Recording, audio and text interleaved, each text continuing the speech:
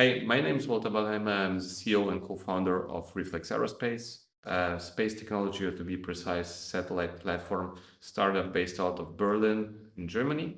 We are focusing on highly sophisticated, tailored platforms for challenging use cases. The reason we do that is that the only things we found on the market so far are one-size-fits-all mass manufactured platforms, which are not good for 60% of the customers. 60% of the customers want tailored platforms, and this is what we provide using novel technologies such as software-defined avionics and generative design of mechanical components. We are addressing $1 billion market. We have raised 16.5 million into the company so far.